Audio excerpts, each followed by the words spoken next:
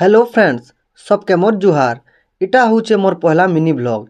ई बाबू के देखी करी आपण माने भाबुथिबे कि इटा गुटे चदर बिकु वाला बोली, बाकी हेंता नहीं सी। आमे इटा अर्धराति रे गति करूछु। आज आमर गाँ बंद के सुइबार लागी।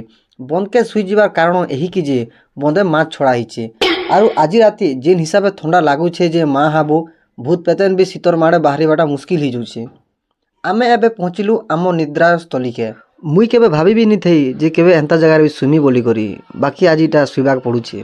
आरु ई भाइया के तार ना धरे डाकवा छाड़ी थोड़े खाली कला कृष्ण कही देनी हो जे केते उषद मारे नाची पकौछे देखो।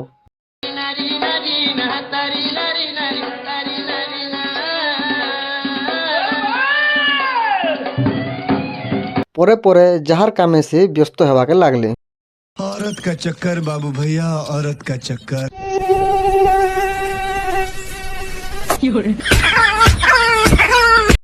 खत्म। Bye bye, tata, goodbye, गया। तो फ्रेंड्स इने आमर मिनी ब्लॉगटा कंप्लीट होउची। वीडियोटा केनता लागला जे प्लीज कमेंट करबे।